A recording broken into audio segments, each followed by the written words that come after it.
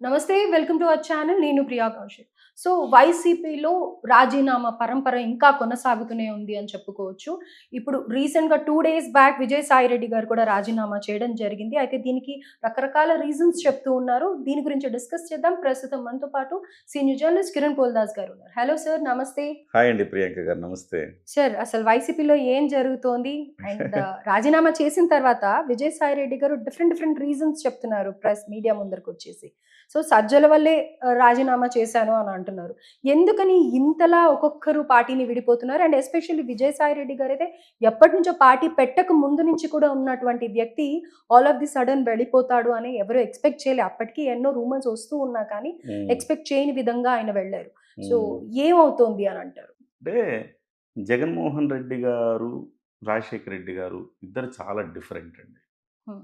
రాజశేఖర్ రెడ్డి గారు ఆయన స్నేహబంధం, ఆయన మనుషులతో ఉండే తీరు, ఆయన్ని ఎవరు వదిలిపెట్టి వెళ్లరు. హ్మ్. కష్టంలో, నష్టంలో అన్ని వేళలా రాజశేఖర్ రెడ్డి గారితో పాటు ఉండేవారు. కానీ జగన్మోహన్ రెడ్డి గారు మనస్తత్వం అలాంటిది కాదు. కాబట్టే బహుశా ఆయన్ని ఒక్కొక్కళ్ళు గూడా వీడిపోతున్నారేమో అనుకోవాలి. హ్మ్. రాజశేఖర్ రెడ్డి గారికి కేవీపీ గారు ఆత్మ అనేవాళ్ళం. హ్మ్. రాజశేఖర రెడ్డి గారి ఆత్మ అని. రాజశేఖర రెడ్డి గారు ప్రాణంతో లేకపోయినా ఆత్మ మాత్రం ఉంది ఇప్పటికీ ఉంది. ఆ ఆత్మ ఆ ఫ్యామిలీ చుట్టూతా కాపలా కాసుకుంటా ఉంది ఆత్మ.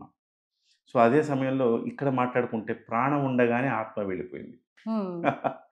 జగన్మోహన్ రెడ్డి గారు. ఎందుకు జగన్మోహన్ రెడ్డి గారికి విజయసాయి రెడ్డి గారి ఆత్మ అన్నానంటే మీరన్న మాట ఒకటి ఉంది చూసారా?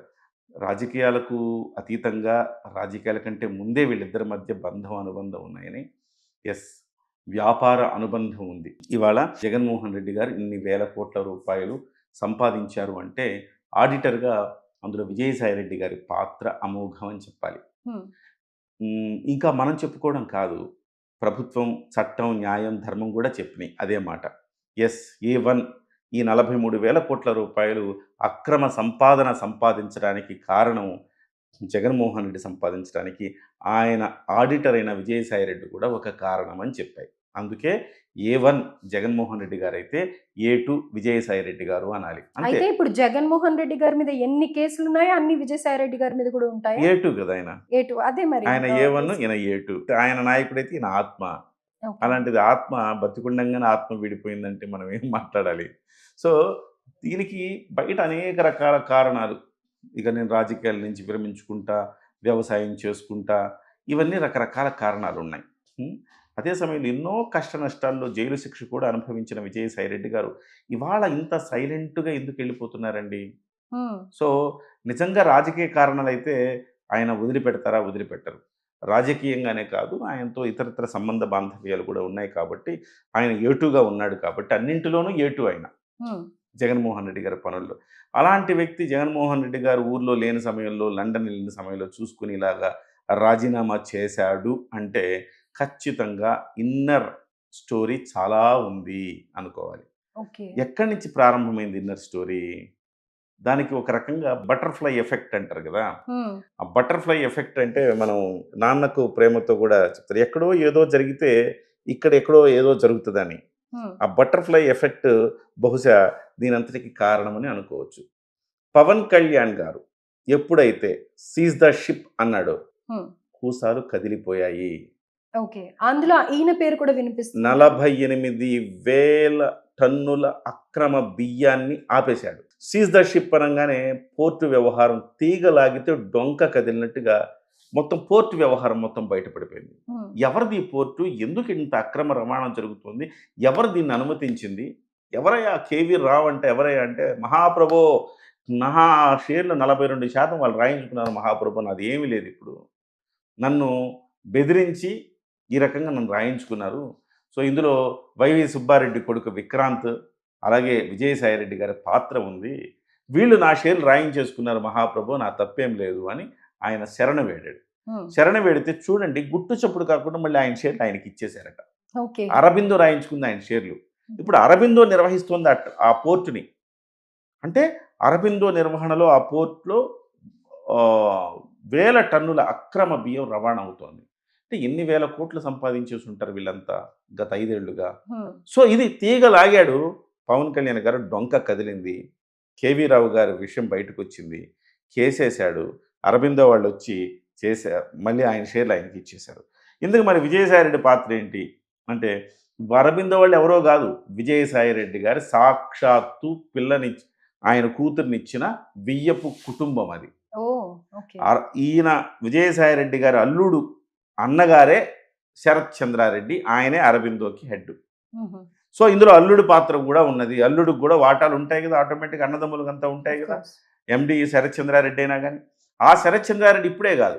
ఢిల్లీలో లిక్కర్ కుంభకోణంలో గూడా పాత్రధారి ఆయన. హుహు. కవిత గారు, శరత్ చంద్రారెడ్డి గారు వీళ్ళందరూ గూడా పాత్రధారులు అందులో. సో, అక్కడి నుంచి శరత్ చంద్రారెడ్డిని వెంటాడుతూనే ఉంది ఈ చట్టం, ధర్మం, న్యాయం. సో, ఇవాళ ఈ అంశంలో ముఖ్యంగా ఈ పోర్ట్ అంశంలో పవన్ కళ్యాణ్ గారు తీగలాగడం, డొంక కదలటం, అది అరబిందోకు చుట్టుకోవటం, అరబిందోకు చుట్టుకున్నది అక్కడ ఆగుతదా? ఖచ్చితంగా దాని మీద చర్య తీసుకునే అవకాశం కనబడుతోంది. హ్మ్. సో, నా జీవితం ఎట్లయినా ఉండని, నేను జైలు శిక్షను అనుభవిస్తా తప్ప, నా కొడుకు, నా కూతురు, అల్లుడు ఇబ్బంది పడకూడదని నిర్ణయించుకున్నారో ఏమో విజయసాయిరెడ్డి గారు. అక్కడి నుంచి అక్కడ స్విచ్ వేస్తే ఇక్కడ బల్బు వెలిగింది.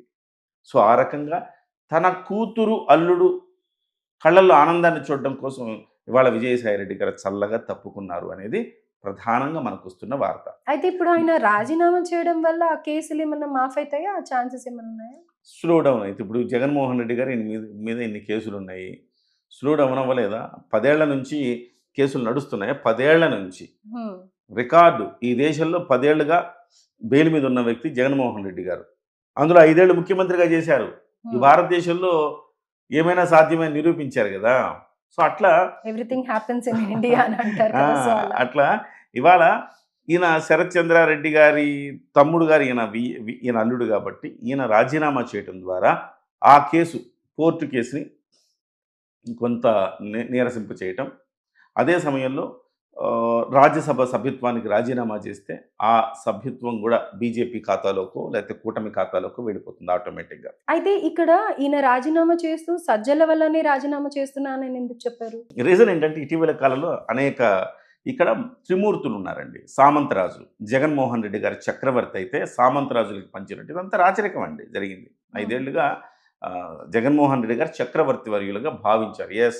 ప్యాలెస్‌లో కూర్చోవడం, ఈయన ఆర్డర్‌లు ఇవ్వడం మాత్రమే. చక్రవర్తి నిజంగా బహుశా జగన్మోహన్ రెడ్డి గారికి ఆ మాన్యువల్ ఉండిపోతారేమో అనుకుంటా. 'పుష్ప' సినిమా చేశాక అల్లు అర్జున్ గారు నేను నిజ జీవితంలో కూడా 'పుష్ప' అని ఎలా అనుకున్నారో, జగన్మోహన్ రెడ్డి గారు కూడా ప్యాలెసుల్లో ఉంటూ నేను చక్రవర్తి అనుకోవటం ఆయనకు అలవాటేమో. ఎందుకంటే బెంగుళూరులో కూడా ఒక ప్యాలెస్ ఉంది. హ్మ్. హ్మ్. సో, ఆ ప్యాలెస్ రాజకీయాలు చాలా ఉంటాయి. ప్యాలెస్ కథలు చెప్పుకుంటారు ఆ ప్యాలెస్ గురించి.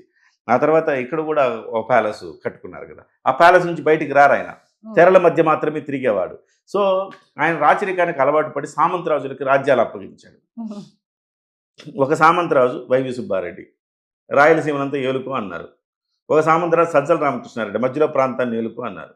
ఇంకో సామంతరాజు ఏమంటే విజయసాయిరెడ్డి ఉత్తరాంధ్ర అంతా నీవు పంచుకో అన్నారు. పంచుకో, దోచుకో, పంచుకో, దోచుకో, పంచుకో. సామంతరాజు కప్పం కట్టాలక్కడ. ఓకే. ఆ రకంగా చేశారు. విజయసాయిరెడ్డి గారి మీద చాలా ఆరోపణలొచ్చినాయి. మొత్తం అనేక భూములు కబ్జా చేశాడు ఉత్తరాంధ్రలో అని అనేక రకాల ఆరోపణలొచ్చినాయి. అదే సమయంలో ఈ సామంతరాజుల మధ్య పడేది గాదు. ఎవరు ఎక్కువ క్లోజ్ అవ్వాలి? హ్మ్. ఎవరికి? జగన్. జగన్మోహన్ రెడ్డి గారికి. సో, ఆ రకంగా ఒక సామంతరాజు మీద పితూరీలు చెప్పుకునేవాళ్ళు. ఇందులో వైవి సుబ్బారెడ్డి అంటే స్వయాన బాబాయ్ ఆయనకి. కాబట్టి ఆయనకు నో కాంపిటీషన్. హ్మ్. సో, ఆయన సామ్రాజ్యం ఆయనది. ఆయనకెవరు కాంపిటీషన్ కాదు. పోతే కాంపిటీషన్ ఇద్దరి మధ్య, సజ్జల మధ్య, ఈ విజయసాయిరెడ్డి మధ్య. ఎవరు దగ్గరుండాలి అని. సజ్జల రామకృష్ణారెడ్డి గారేమో భారతి గారి ఆశీస్సులతోటి విజయవంతంగా ఆపరేషన్ చేసి ఈయన్ని కొంచెం దూరం చేసే ప్రయత్నం చేశారు. హ్మ్. సో, హ్మ్. అందుకే ఒక దశలో ఆయనకి కొన్ని బాధ్యతలు తప్పించడము, పార్టీ కార్యాలయ బాధ్యతలు తప్పించడం ఇట్లాంటివి కొన్ని ఏవో జరిగినాయి. హ్మ్. జరిగితే ఆయన కొంచెం నా మీద కావాలని, నా పార్టీలోని కుట్ర చేస్తున్నారని ఒక అసంతృప్తి ఆయనకి గట్టిగా ఉంది. సో, ఇప్పుడు బయటకు చెప్పడమేమో ఈ అసంతృప్తిని చెప్తారు. సహజంగానే అసంతృప్తి ఉంది ఆయనకి. ఆ అసంతృప్తి వల్ల రాజకీయ సన్యాసం చేస్తారంటే అది తప్పు. హ్మ్. అసంతృప్తి వల్ల రాజకీయ సన్యాసం చేసే వ్యక్తి కాదాయన.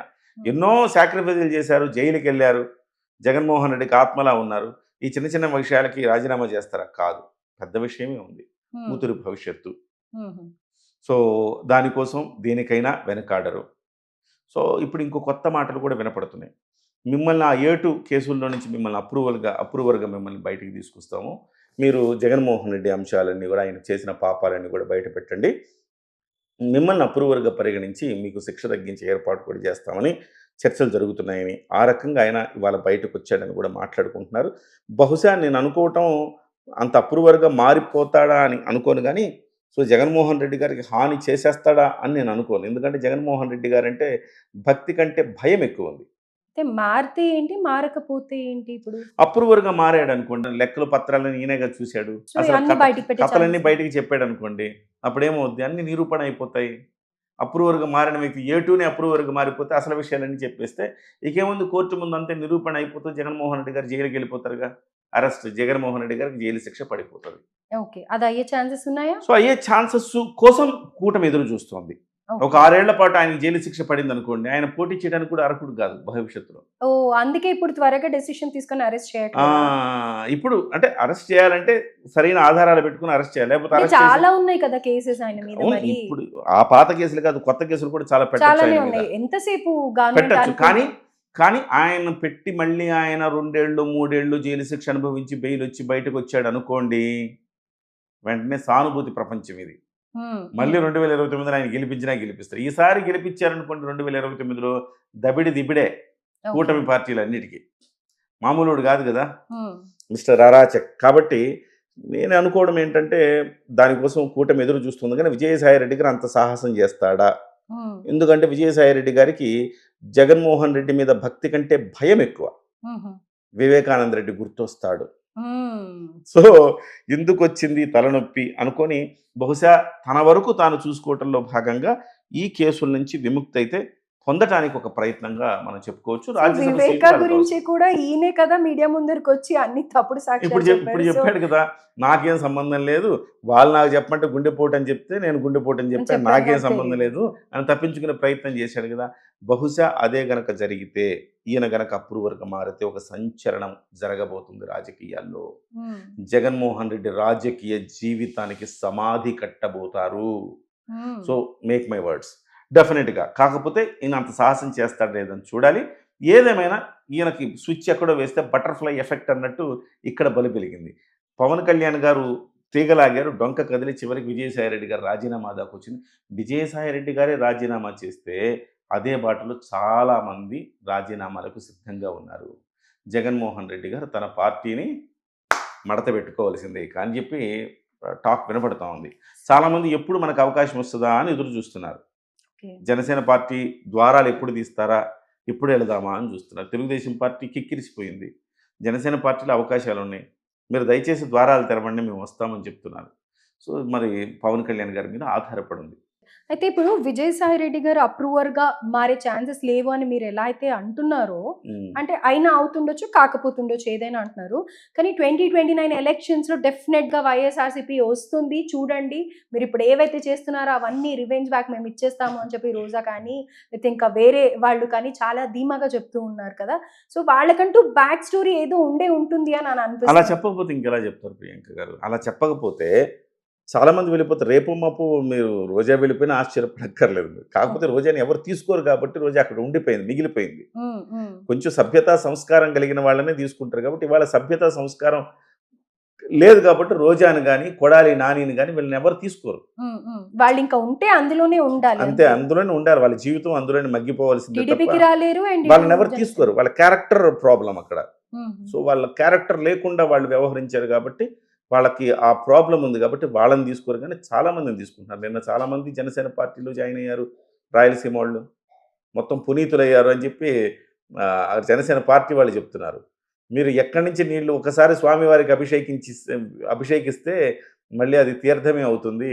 అది బావిలో నీళ్ళా, చెరువులో నీళ్ళా, నదిలో నీళ్ళా, పక్కన కుంటలో నీళ్ళా అనేది పక్కన పెట్టి, ఆ నీళ్లతో ఒక్కసారి అభిషేకం చేయగానే ఆ నీళ్లు పవిత్రమైపోతాయి. సో, అవి తీర్థంగా మారిపోతాయి. అలాగే మీరు గతంలో ఏం చేశారో తెలీదు గానీ, ఇప్పుడు జనసేన పార్టీలోకొచ్చారు కాబట్టి మీరు పునీతులయ్యారు అని చెప్పేసి జనసేన పార్టీ సూత్రీకరిస్తా ఉంది గదా! సో, చాలామంది రెడీగా ఉన్నారు. బహుశా వాళ్ళు కాన్ఫిడెన్స్ నింపుకోవటానికి పార్టీ నుంచి ఇంకెవరు వెళ్ళకుండా ఉంచుకోవటానికి ఆ రకమైన వ్యాఖ్యలు చేయటం అనేది సహజంగా జరిగే పరిణామం. రైట్. ఇక్కడ నేను యూజ్ చేసే వర్డ్ ఏంటంటే ఇన్సెక్యూరిటీ వల్ల ఓవర్ కాన్ఫిడెన్స్ చూపిస్తూ ఉంటారు అంతే కదా. అంతే సో అలా ఇంకా ఉన్న వాళ్ళు కూడా పోకుండా ఉండటానికి చెప్పే మాటలే తప్ప 100%. కవరింగ్ తప్ప వేరే ఏం లేదు. 100%.